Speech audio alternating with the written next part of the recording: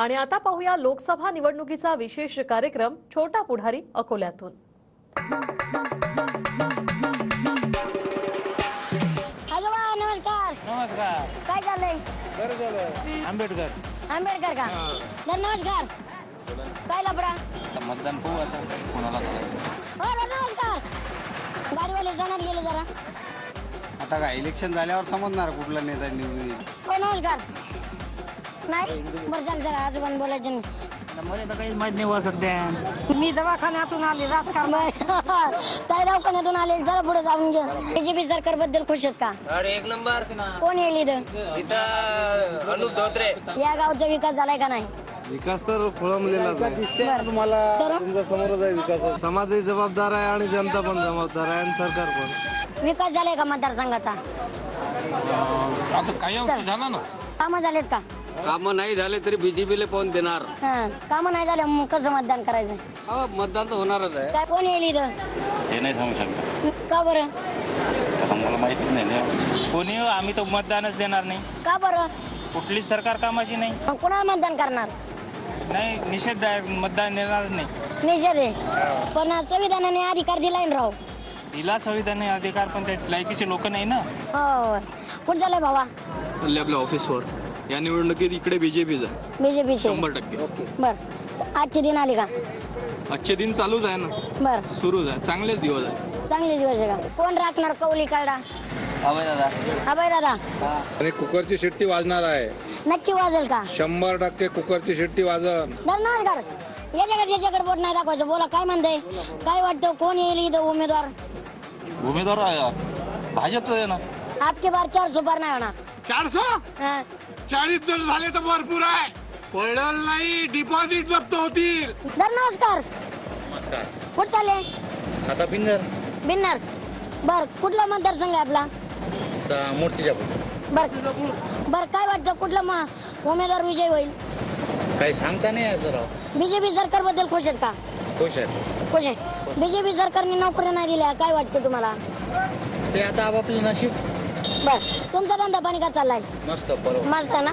पद्धती काय वातावरण खूप आहे तापलंय का इकडं? नाही काही नाही ना? नाही। बर चला।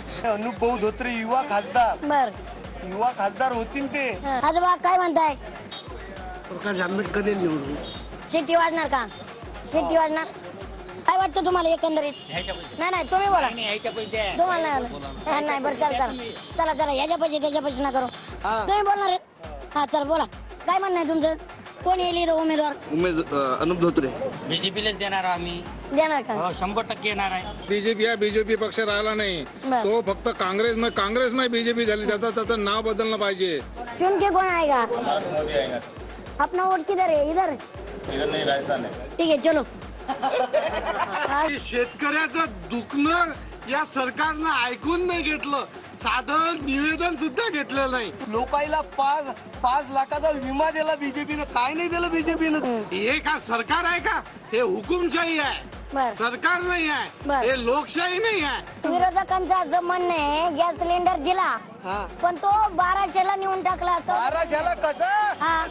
800 रुपयाला मिळून राहिला 300 रुपये सबसिडी असा 500 रुपयातच पडून राहिला आम्हाला। अहो पण बाकीची जनता म्हणते कुणाच्या नावावर सबसिडी जमा झाली ही दाखवा आम्हाला। दाखवतो ना तुम्हाला काहून नाही सबसिडी होऊन राहिली। बीजेपीला असं वाटते की सामान्य माणसाचा पोरगा शिकला नाही पाहिजे। शिकला नाही तर त्याची परिस्थिती बदलणार नाही आणि बदलणार नाही तर त्याच्या व्यापाऱ्याच्या हाती ते सत्ता देतील। रोजगार काँग्रेसनं कुठे रोजगार दिले? मग कोणते काँग्रेसवर कुठे पैसा होता काँग्रेसच्या टाइम होता का? बर कोणते गरीब आज गरीबाजवळ 10-20 हजार रुपयाचे फोन आहेत। कुठचे जे पॅटर्न आहे ते पॅटर्न कायम राहील आणि आमचा चांगला विजय होईल। कमळ फुले कमळ फुलल्यासारखंच आहे।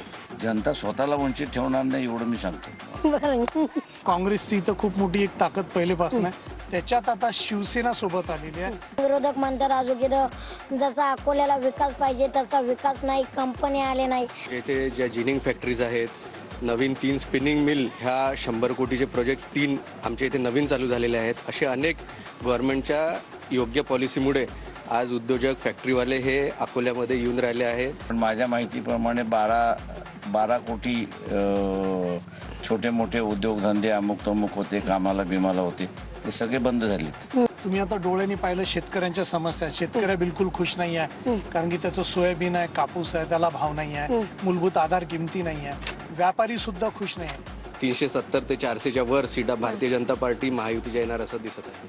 आपण साहेब ते म्हणतात आपकी बार 400 पार होणार. काय नेमकं काय वाटतं तुम्हाला, आपकी बार 400 पार होणार? 150 गेले तरी फार मोठी झाली. 400, 150, 200, 800, 900 हा काय मटकाचा आकडा थोडी आहे. हे मीडियानी परसेप्शन बनवलेलं नाही, नाही, असं काही आहे. मीडियानी इथे येऊन अभ्यास करायला पाहिजे की काय परिस्थिती आहे. नाही 3 तिकडा आम्ही आतापर्यंत जे अकोला पॅटर्न आहे त्याच्यामध्ये 3च उमेदवार आले आहे. 3 तिकडा तर नाही होणार, पण जे पॅटर्न आहे ते पॅटर्न कायम राहील आणि आमचा चांगला विजय होईल. आणि इथं तुम्ही जे म्हटलं की 3 त्रिकोणी, इथं सध्या तरी त्रिकोणी लढत नाही.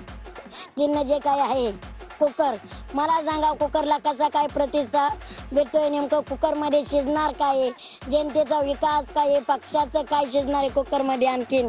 अरे कुकरमध्ये जेवणच शिजतं, दुसरं काय शिजतं? पण नेमकं दुसरं काय शिजवण्याचं डोक्यात आहे का तुमच्या?